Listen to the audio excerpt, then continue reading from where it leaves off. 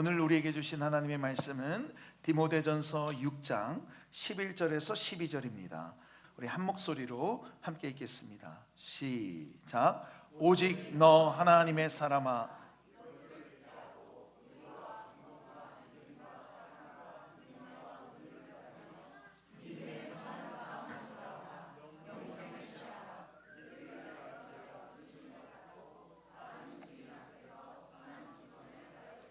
아멘. 우리 앉으시면서 은혜를 사모합시다.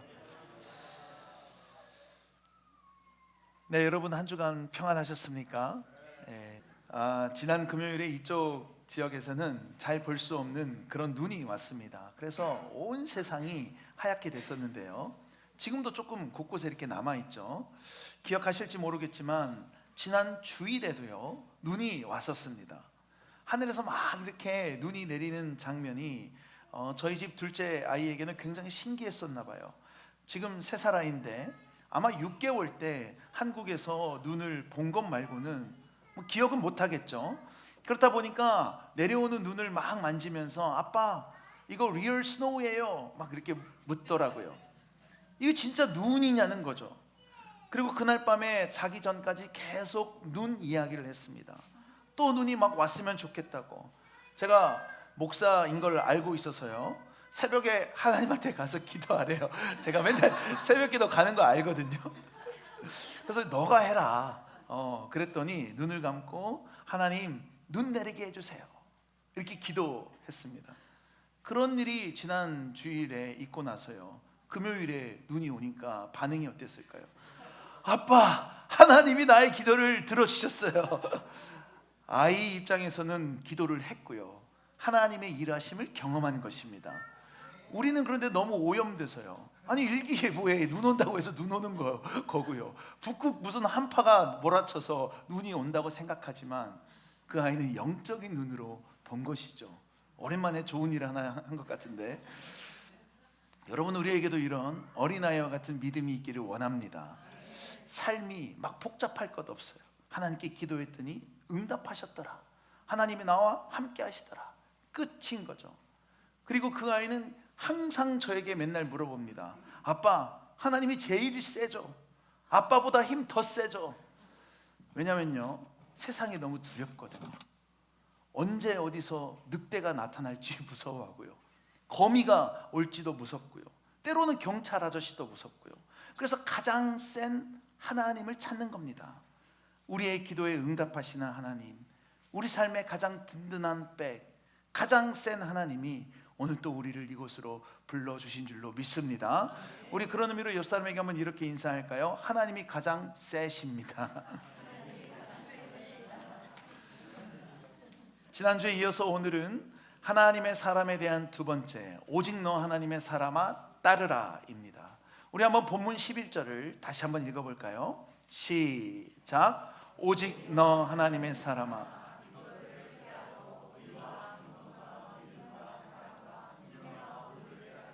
아멘. 피하고 따르라. A가 아니라 B다. not A but B. 그런 구조인 거죠. 피하는 것에서요 이제 따르는 것으로 조금 더 적극적입니다. 따르다는 따라가다, 힘쓰다, 열망하다, 노력하다 이런 의미가 있는 단어예요. 심지어 이 단어는요 그래서요 박해를 받다에도 쓰입니다. 굉장히 적극적이고 애씀인 것이죠.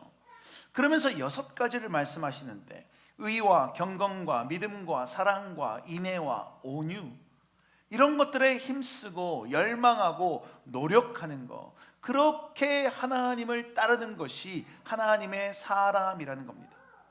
6가지 모두 다 굉장히 좋은 말들이죠. 그런데 왜 이 6개만 언급하셨을까요? 여기 말고도요 희락도 있고요 화평도 있고요 양선도 있어요.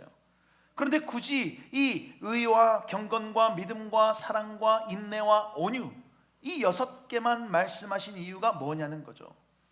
본문의 문맥을 한번 살펴볼 필요가 있는데 우리 3절도 한번 같이 한번 읽어볼까요? 시작. 누구든지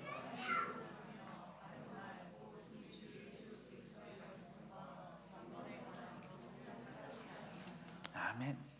피해야 할 것을 말씀하면서 뭐라고 합니까? 다른 교훈을 따르는 것, 예수 그리스도의 말씀과 경건을 따르지 않는 것을 피하라. 그런데 만약 이것들을 피하지 않으면 계속 다른 교훈을 쫓아가고요, 계속 하나님의 예수 그리스도의 말씀과 경건을 따르지 않으면요, 4절 하반절, 이로써 투기와 분쟁과 비방과 악한 생각이 나며, 이어서 5절 상반절에 마음이 부패하여지고 진리를 잃어버려. 여기서는 하나님의 사람이 아닌 6가지 모습들이 등장합니다. 투기, 분쟁, 비방, 악한 생각, 마음의 부패함, 진리를 잃어버림.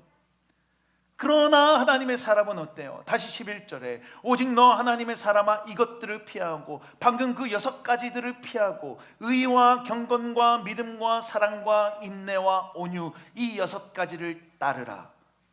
이렇게 하나님의 사람이라면요, 이 6가지에 힘써서 따르라 라고 하면서 6대 6으로 매칭이 되는 겁니다. 좀 더 나아가서요, 이 6가지는 각각 다 개별적인 것이 아니에요. 2개씩 묶을 수 있습니다. 의와 경건, 믿음과 사랑, 인내와 온유. 그렇다면 어떨까요? 하나님의 사람이 보이지 말아야 할 6가지도 2개씩 묶이는 거예요. 투기와 분쟁, 비방과 악한 생각, 마음의 부패함과 진리를 잃어버림. 그래서 각각 어떻게 매칭이 돼요? 마음의 부패함과 진리를 잃어버림은 의와 경건의 반대인 거예요. 비방과 악한 생각의 정반대에는 믿음과 사랑이고요, 투기와 분쟁은 인애와 온유와 대립됩니다.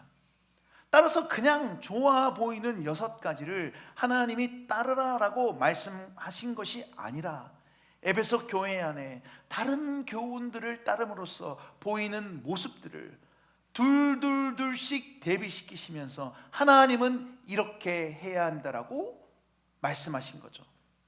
이제 각각이 무엇을 의미하는지 한번 살펴보고요, 하나님의 사람인 우리도 그 모습에 함께 힘썼으면 좋겠는데, 먼저 의와 경건은 같은 목회 서신으로 분류되는 디도서 2장 12절에서 이렇게 말씀합니다. 같이 한번 읽어볼까요? 시작. 우리를 양육하시되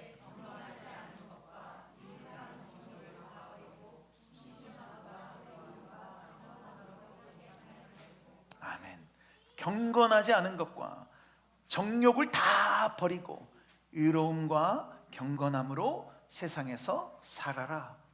왜 경건하지 않은 것과 정욕을 버려야 되는 거예요? 하나님 앞에서의 삶이 아니기 때문입니다.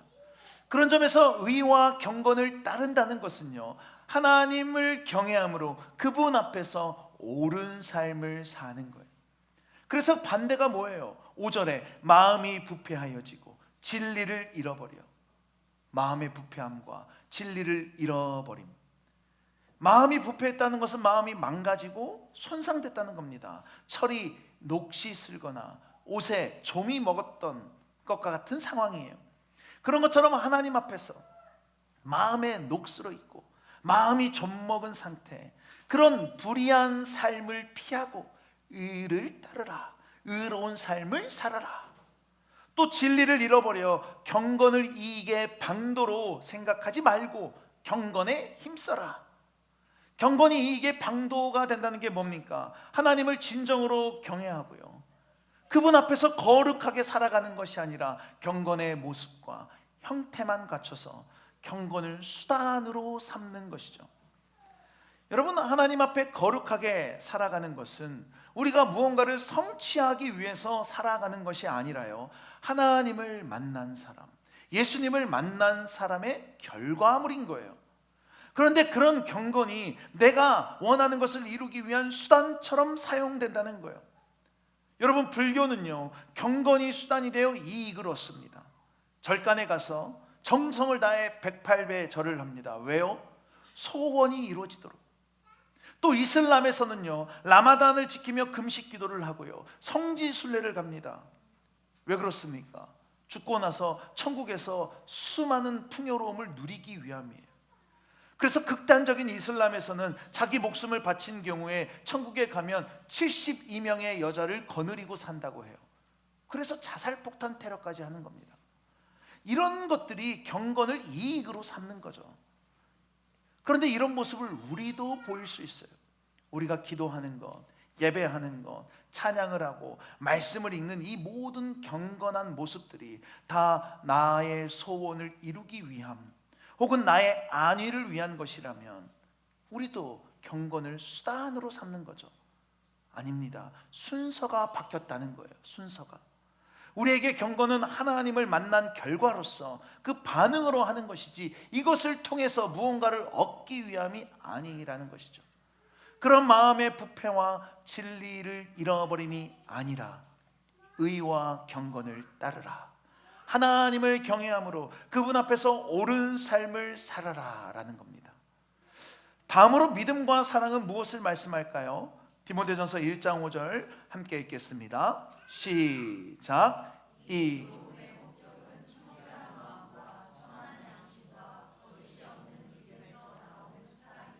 아멘. 바울이 이 편지를 쓰면서 뭐라고 합니까? 이 교훈의 목적, 편지의 목적이 믿음에서 나오는 사랑이 돼요.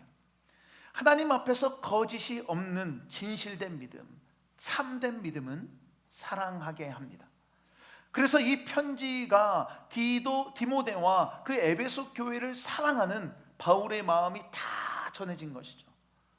따라서 이 믿음과 사랑의 반대가 뭐냐면요, 4절 비방과 악한 생각.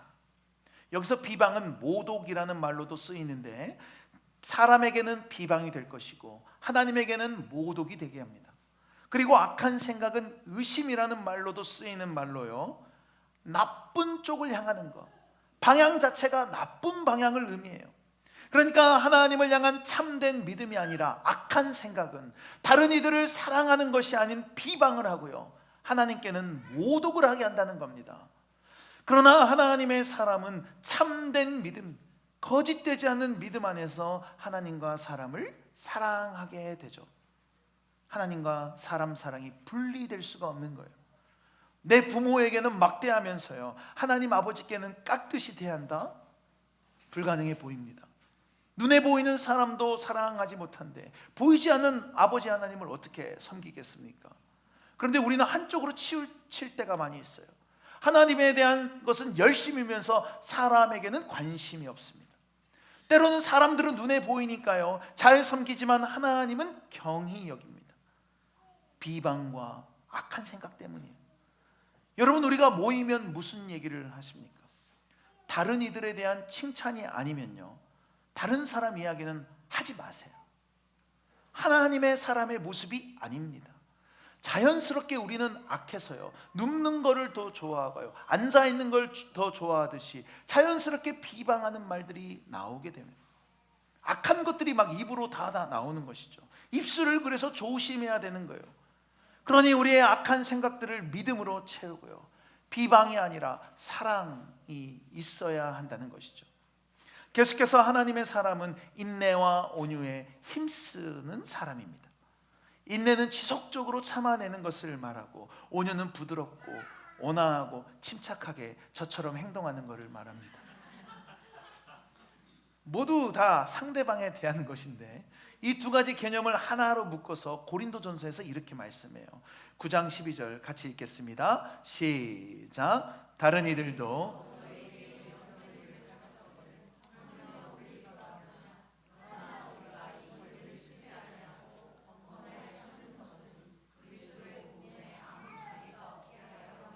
아멘. 뭡니까? 다른 이들에 대한 배려와 자기가 가지고 있는 그 권리를 포기하는 것이 인내와 온유라는 거예요. 그래서 그 반대가 뭐예요? 4절에 투기와 분쟁, 시기하고 분내고 다투고 분쟁하는 것. 여러분, 왜 시기와 질투, 투기가 생기고요 분쟁이 일어납니까? 안 참아주니까 그러는 거죠. 인내하면요 싸울 일이 없습니다. 분쟁이 없어져요. 또 온유와 인내가 내가 가진 권리를 포기한다는 것의 의미가 있다고 했듯이 기꺼이 그냥 다 내어주면 분쟁이 없습니다. 할 말이 많아도요 말할 수 있는 권리가 있어도요 참고 품어주는 것이죠. 저는 남동생 하나가 있는데요 나이차가 6살 차이가 나기 때문에 거의 싸워본 적이 없습니다. 동생이 초등학교에 입학하면 저는 이제 중학교에 올라갔고요 동생이 중학생이 될 때쯤에 저는 뭐 고3이었나 아마 그랬을 거예요. 노는 물이 달랐던 거죠. 무슨 말이냐면 동생이 부모님으로부터 초등학교에 입학해서 좋은 장난감을 받았다고 한들 제가 그거를 시기하고 질투하겠습니까? 마찬가지로 부모님이 저한테 중학생 때 휴대폰을 사주셨는데 동생이 그걸 보고 부러워하지 않았어요. 그것보다 그냥 로봇 장난감이 더 좋거든요. 그런데요, 저희 집 5살짜리 첫째와 3살짜리 둘째는 한 18개월 정도 차이가 나는데 매일매일이 전장입니다. 한 집사님께서 초콜릿을 주셨는데 누나가 3개 가져가면 자기도 끼워코 3개를 가져가야 되고요. 누나는 좀 누나니까 동생한테 양보도 할 만한데 동생이 하나라도 더 가져가는 꼴을 못 봅니다. 그렇게 시기하고 질투하다가 분쟁이 일어나는 거예요. 온유와 인내가 없기 때문이에요. 여러분, 아이들만 그렇습니까? 내가 남들보다 불합리한 대우를 받으면 우리는 참지 못합니다. 공평하지 않는다는 거죠. 똑같아져야 내 속이 시원합니다. 그러니 다른 사람이 나에게 조금이라도 해를 가하면 나도 똑같이 해줘야 합니다. 인내와 온유가 아니라 투기와 분쟁의 모습이 우리에게도 있다는 거예요. 그러나 하나님의 사람은 내 권리지만 기꺼이 포기하고 참아주고 품어주는 거예요.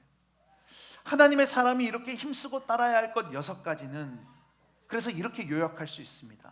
의와 경건은 하나님에 대한 것으로 하나님 사랑, 인내와 온유는 사람에 대한 것으로 사람 사랑, 그리고 믿음과 사랑은 참된 믿음은 하나님과 사람을 사랑하게 한다는 것을 연결시켜 주는 거죠. 한마디로 너 하나님의 사람아, 하나님과 사람을 사랑하는 것에 힘써라. 그렇게 노력해라. 하나님의 사람은 하나님과 사람을 사랑해야 된다라는 겁니다. 그런데 여러분, 앞서도 잠시 나눴지만 이것이 쉬운 일이 아니죠. 의와 경건을 따르기보다는요, 마음의 부패와 진리를 잃어버리고 살아가고요, 믿음과 사랑이 아니라 의심과 무관심으로, 온유와 인내는커녕 내가 가진 권리는 어떻게 해서든 주장해야 되고요, 그걸 포기하면 바보 취급당하는 것이 우리가 사는 세상이에요. 그게 교회에도 그대로 다 들어와 있어요. 그래서 시기와 분쟁, 어떻게 해서든 쟁취하려고 한다는 겁니다. 이렇게 하나님과 사람을 사랑하는 것은요, 그냥 다짐만으로는 어렵다는 거예요. 따라서 하나님은 바울을 통해 이 경건의 유익이 되는, 하나님의 사람답게 하나님과 사람을 사랑하기를 힘쓰는데 유익되는 것을 한 가지 말씀합니다. 본문 6절 보시면, 그러나 자족하는 마음이 있으면 경건은 큰 이익이 되느니라. 나의 이익을 위해서 경건을 쫓는 것이 아니라요, 경건의 이익을 위해서 자족하는 마음을 가지라는 거예요. 이 자족은 충분함, 딱 적합한 만족함인데, 자족이라는 우리말 표현 때문에 만족해하고 충분해하는 것이 뭔가 나 혼자 스스로 할 수 있는 것처럼 보이지만 아무것도 없이 혼자서는 불가능한 일이에요. 빌립보서 4장 11절과 13절을 우리 한 절씩 교독하겠습니다. 내가 궁핍함으로 말하는 것이 아니니라. 어떠한 형편에든지 나는 자족하기를 배웠노니.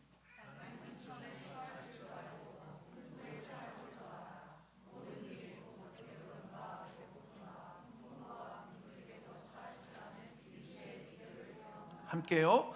내게 능력 주시는 자 안에서. 아멘. 어떤 형편에서도 자족하는 것을 배웠다고 하면서 비천에 풍부에도 처할 줄도 알고 배고픔과 배부름에도 처할 줄도 안다고 합니다. 왜요? 13절처럼 내게 능력 주시는 자 안에서 모든 것을 다 할 수 있기 때문이에요. 그런데 우리가 이것을 흔히 뭔가 almighty, 내가 다 할 수 있다, 이렇게 생각하는데 방금 우리가 읽었듯이 문맥상은 그게 아니죠. 왜 다 할 수 있다는 겁니까? 11절에서 뭐를 배웠다는 거예요? 어떠한 형편에든지 자족하기를 배웠다는 거예요. 이 능력은 자족함인 겁니다. 자족함. 무엇에 대한 자족함이에요? 왜 자족할 수 있어요? 그리스도 안에 있기 때문에, 주님 때문에.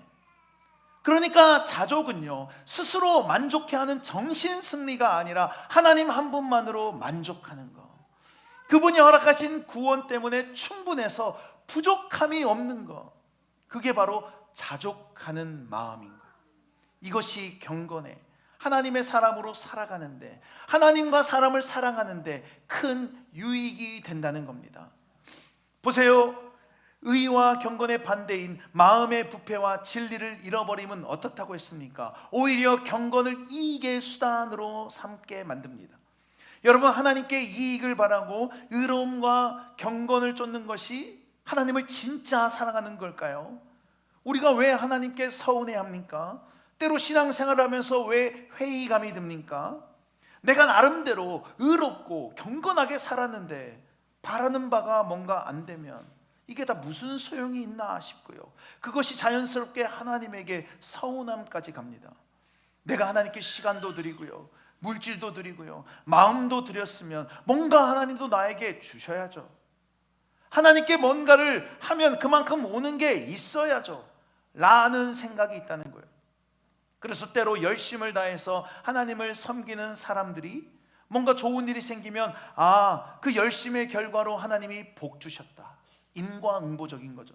하나님과 멀어졌던 사람들에게 어떤 안 좋은 일이 생기면 그럴 줄 알았다 판단합니다. 그럴 수도 있지만요, 그것이 중요한 것이 아니에요.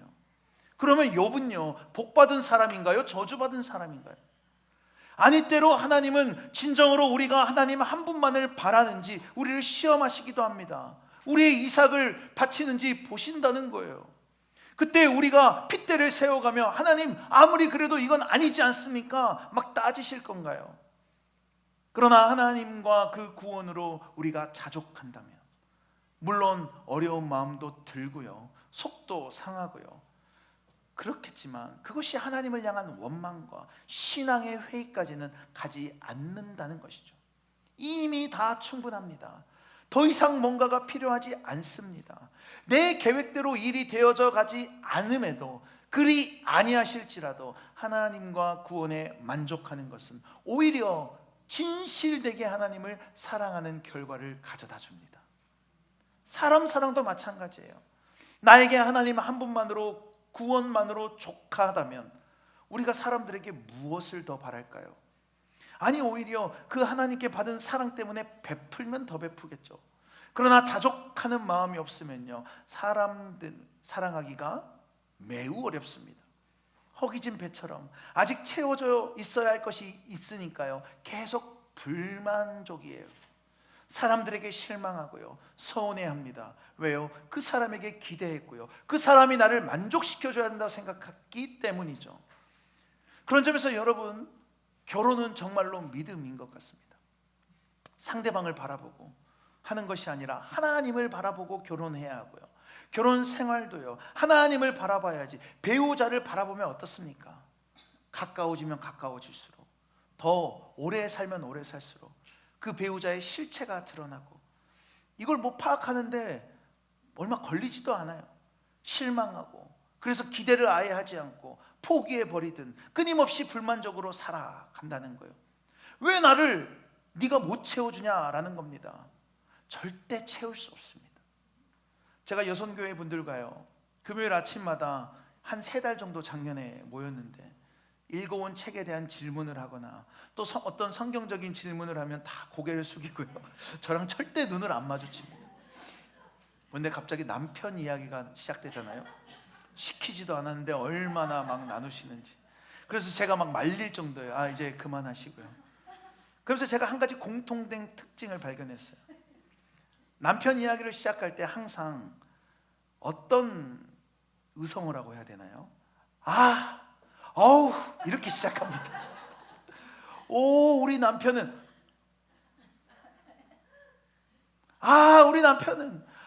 우리 남편은, 남편 되시는 분들, 제가 그 자리에서 혼자 다 감내하고 있습니다. 아내인 여러분, 남편인 여러분, 하나님 한 분만으로 만족하십시오.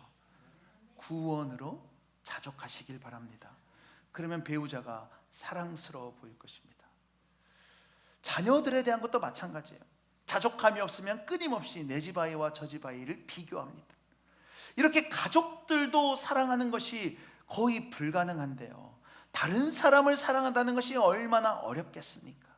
그래서 자족하는 마음이 경건에 큰 이익이 되는 것, 자족함이 하나님과 사람을 사랑하는 데 유익이라고 말씀하신 거예요. 하나님의 사람은 자족하며 하나님과 사람을 사랑하기에 힘쓰는 사람입니다. 고린도후서 4장 6절에서 10절을 교독해 볼까요?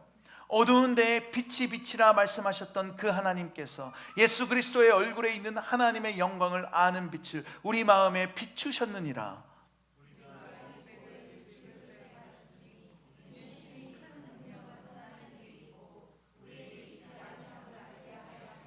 우리가 사방으로 우겨쌈을 당하여도 쌓이지 아니하며 답답한 일을 당하여도 낙심하지 아니하며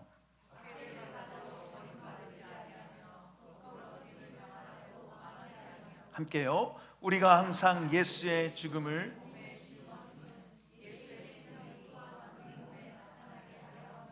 아멘. 우리는 화려한 금그릇도 튼튼한 쇠그릇도 아니고요, 볼품없고 깨지기 쉬운 질그릇인데요, 무엇을 담고 있어요?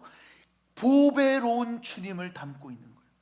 그래서 어떻습니까? 사방으로 우겨쌈을 당해도요, 답답한 일을 당해도요, 심지어 박해를 당하고 거꾸로 뜨림을 당해도 자족한다는 거예요.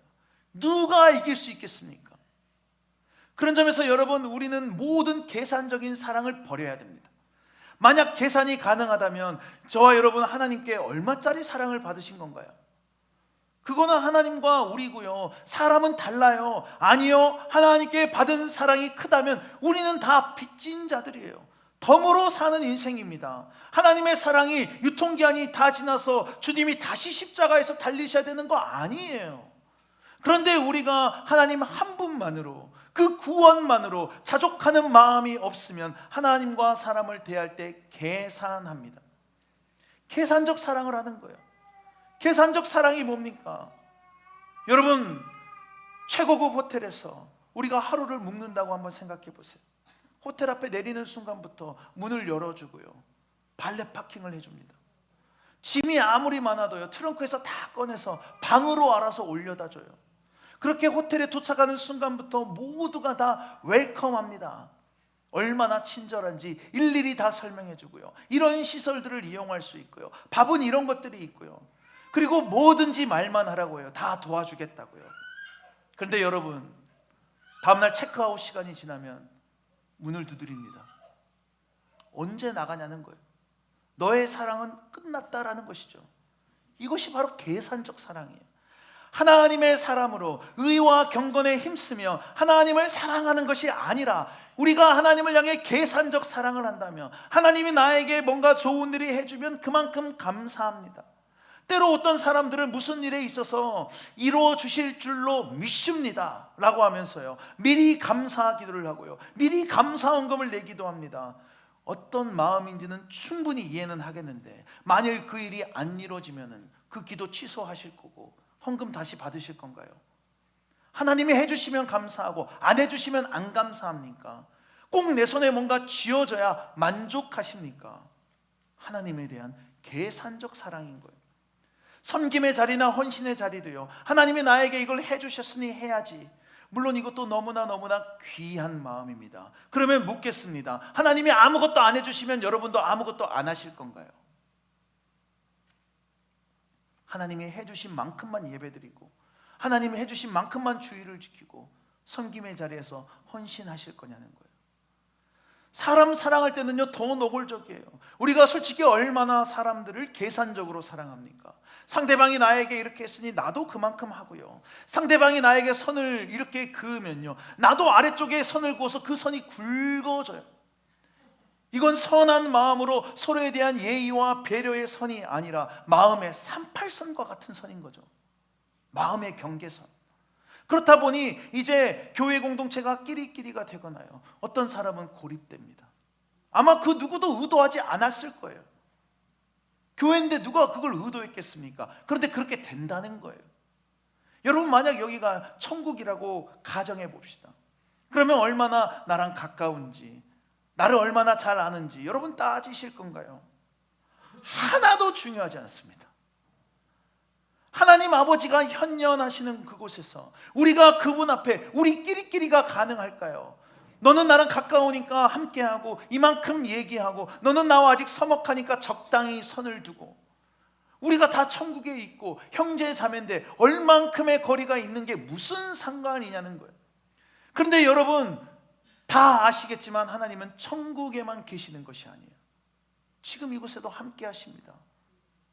그렇게 그분 앞에서 우리가 너도 나도 하나님의 사람이고, 그래서 우리는 서로를 형제님 자매님 하는 거예요. 그런데 우리는 사람들에게는 더더욱 계산적으로 사랑합니다. 왜요? 자족하는 마음이 없으니까.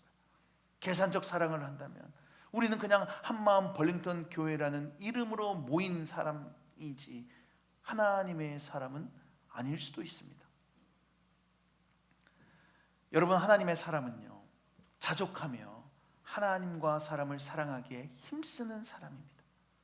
그렇다면 제가 여러분에게 묻겠습니다. 여러분 정말로 하나님 한 분만으로 만족하십니까? 욥처럼요, 우리의 모든 것을 다 잃어버려도 하나님 그리고 그분의 그 구원만으로 만족하실 수 있나요? 너무 좀 극단적인 예죠. 그런데 우리가 받은 사랑이 그런 극단적인 사랑이에요. 우리는 예수님이 오병이어로 기적을 베푸셨던 떡 몇 조각이만 받은 것이 아닙니다. 우리는 우리가 겪는 질병을 예수님이 조금 치료해 주신 것만 경험한 것이 아니에요. 우리 삶이 고달프고 괴로울 때 예수님께 큰 위로도 받았지만 우리가 그것만 받은 것이 아니라는 거예요. 우리는 주님의 모든 것을 다 받았습니다. 왜 우리에게 모든 것을 다 주신 거예요? 아니, 우리가 뭐라고 자신을 다 내어주신 겁니까? 우리를 구원하는 것, 그것 하나로 충분해 하시고 만족해 하셨기에 우리가 민망할까봐 예수님의 조각상을 그렇게 만드는 것이지 아무것도 걸치지 않고 십자가에 달리셨어요. 거기서 다 쏟으셨습니다. 우리는 조금만 목말라도 물을 마시려고 하고, 조금만 피가 안 돌아도 머리 아파하는데 주님은 물과 피를 다 쏟으셨다는 거예요. 왜요? 나는 너 하나로 만족한다. 너 하나로 충분하다. 예수님이 우리를 계산적으로 대하지 않으셨다는 겁니다. 여러분, 예수님이 우리 대신 조롱받고 채찍질 맞는 것에 얼마를 내셨습니까? 아니, 우리 대신에 십자가에서 대신 모든 죄를 지시고 죽으시는데 여러분 얼마를 치르셨어요? 로마서 3장에 모든 사람이 죄를 범하였음에 하나님의 영광에 이르지 못하더니 그리스도 예수 안에 있는 속량으로 말미암아 하나님의 은혜로 값없이 의롭다 하심을 얻은 자 되었느니라. 그냥 우리 하나로 만족하셨던 겁니다. 그러니 우리가 여전히 죄인이고요, 지난 한 주도 수없이 죄를 지었지만 한 번 더 기회를 주시고 용서해 주시며 이곳에 오기만을 기다리셨던 거예요. 우리가 질그릇처럼 깨져 있고요, 모나고요, 하나도 내세울 것이 없고 이렇게 형편없는 모습이지만 오늘 또 우리 보고 사랑한다고 하시는 거예요. 주님이 우리가 이럴 줄 모르셨을까요? 우리가 이렇게 보잘것없을지 다 아셨을 겁니다. 그럼에도 우리를 위해 십자가에서 다 속량하셨다. 속량. 하나님이 저와 여러분의 어떠함이 아니라 우리 존재 자체만으로 만족하며 자기 전부를 다 주셨듯이 우리도 하나님 한 분으로 그 구원만으로 자족하기를 원합니다. 그래서 더 이상 마음의 부패함과 진리를 잃어버린 비방과 악한 생각, 투기와 분쟁이 아니라 의와 경건과 믿음과 사랑과 인내와 온유에 힘쓰며 따라가기를 원해요. 저와 여러분이 이제는 이것저것 따지면서 계산하는 것은 그만두고 하나님 한 분만으로, 그분이 베풀어 주신 구원만으로 자족하며 하나님과 사람을 사랑하기에 힘쓰는 하나님의 사람이 되기를 주님의 이름으로 간절히 축원합니다. 우리 다 함께 자리에서 일어나셔서 말씀을 기억하며 찬양하시겠습니다.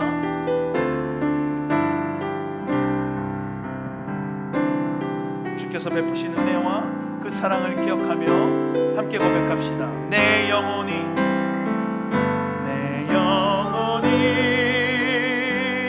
은총 입어 중한 죄짐 벗고 보니 슬픔 많은 이 세상도 정금으로. 다시 한번 고백합시다. 내 영혼이 은총 입어 중한 죄짐 벗고 보니 슬픔 많은 이 세상도 정금으로 화도다. 할렐루야 찬양하세. 내 모든 죄 사함받고 주 예수와 동행하는 그 어디나 하늘 주의 얼굴 뵙기 전에 주의 얼굴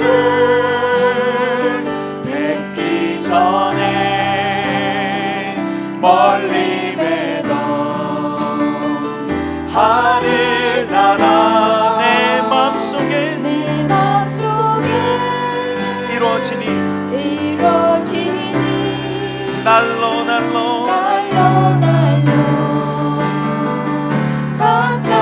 우리 3절 고백합시다. 높은 산이 거친 들이 조막이나 궁궐이나 내 주 예수 모신 곳이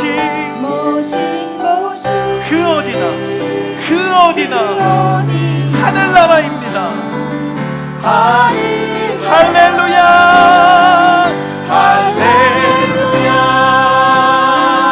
찬양하세. 내 모든 죄 사함받고 할렐루야 찬양하세. 할렐루야 찬양하세. 내 모든 죄 할렐루야 찬양하세. 할렐루야 찬양하세. 내 모든 죄 사랑받고 주 예수와 동행하니 그 어디나 하늘나라. 우리 이 시간 말씀을 기억하시며 함께 기도하시며 나아갈까요? 여러분, 하나님의 사람은 자족하는 마음으로 하나님과 사람을 사랑하기에 힘쓰는 사람입니다. 이제는 더 이상 비방과 악한 생각과 투기와 분쟁과 마음의 부패함과 진리를 잃어버림이 아니라 의와 경건과 믿음과 사랑과 인내와 온유로 하나님과 사람을 사랑하는 사람이 하나님의 사람이라는 거예요. 우리 시간 하나님께 기도합시다. 회개할 것이 있다면 회개합시다. 구할 것이 있다면 구합시다. 하나님, 우리가 하나님과 사람을 사랑하지 못했습니다. 우리가 자족하지 못했습니다. 하나님, 이것이 잘 안 됩니다. 주님, 우리를 불쌍히 여기시고 하나님과 사람을 자족함으로 사랑하게 하여 주시옵소서. 우리 말씀을 기억하시며 기도하시고 우리 교회가 그런 하나님의 사람들의 교회가 되도록 교회를 위해서 이 두 가지를 위해서 기도하며 나아가겠습니다. 살아계신 아버지 하나님, 감사합니다. 주님의 크고 크신 은혜와 사랑으로 아버지 하나님, 오늘 또 우리에게 말씀하여 주시고 아버지 그 말씀을 붙들고 기도하게 하신 것 감사합니다. 하나님, 우리의 모습을 돌아봅니다. 하나님의 사람이라고 이곳에 우리가 와 있는데 우리가 진정으로 주님의 하나님의 사람이 맞습니까? 주님, 혹시 우리가 비방과 악한 생각과 투기와 분쟁과 아버지 하나님 마음의 부패함과 진리를 잃어버린 모습을 보이고 있지 않은지 돌아봅니다. 주님, 우리가 자족하는 마음을 갖게 하여 주셔서 하나님 한 번만으로 구원만으로 만족해하며 자족해하며 의와 경건과 믿음과 사랑과 인내와 온유를 따르는 삶을 살게 하여 주시옵소서. 하나님 아버지, 간절히 주님 앞에 긍휼을 구하며 나아가오니 우리를 불쌍히 여기시고 아버지 하나님, 그런 하나님의 사람으로 우리를 만들어 주시옵소서. 간절히 원하옵는 것은 우리 교회가 그런 하나님의 사람들의 교회가 되기를 원합니다. 주님, 이것 가운데 하나님의 영광이 충만한 줄로 믿습니다. 주여 아버지, 하나님의 사람들이 모여서 진정으로 하나님과 사람을 사랑하며 자족하며 나아가는 이 예배를 하나님 기쁘게 받으시고 우리 교회가 그런 교회가 되기를 원하오니 주여 하나님 불쌍히 여기시고 주님 온전히 인도하여 주시옵소서. 아버지, 긍휼을 베풀어 주시고 주의 뜻대로 온전히 이끌어 주시옵소서. 살아계신 아버지 하나님, 감사합니다. 주님, 우리가 비방했고 악한 생각을 품었으며 투기했고 분쟁을 냈으며 마음에 부패했고 진리를 잃어버렸음을 고백하오니 주님, 이런 우리를 용서하여 주시옵소서. 아멘. 오직 하나님 한 분만으로, 예수 그리스도의 그 구원만으로 만족해 하며 의와 경건과 믿음과 사랑과 인내와 온유를 힘쓰며 살아가는 하나님의 사람이 되도록 하나님 좀 도와주시옵소서. 아멘. 아버지, 그 은혜에 감사해서 주일헌금과 11조와 여러가지 제목의 감사의 예물과 구제와 선교의 예물에 우리의 온 마음과 정성을 담아 주님께 올려드립니다. 주님, 우리의 이 마음을 기쁘게 받으시고 하나님 홀로 영광 받아주시며 여러가지 사정으로 드리지 못한 이들이 있다면 긍휼을 베풀어 주셔서 하나님 그들의 삶이 거룩한 산제사가 되도록 인도하여 주시옵소서. 아멘. 주의 자녀들이 이런 물질 같은 것들로 인하여서 자족하지 못하지 않도록 하나님 불쌍히 여겨 주시옵소서. 아멘.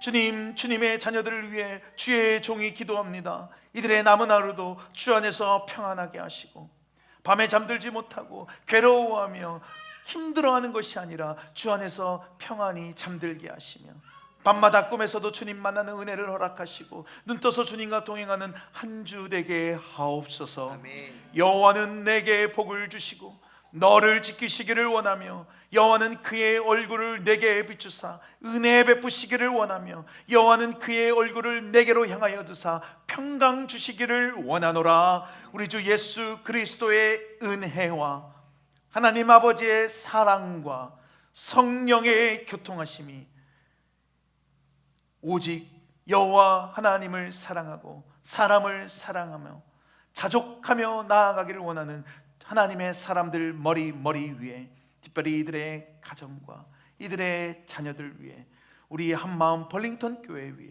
이제로부터 영원토록 항상 함께 있을지어다. 아멘.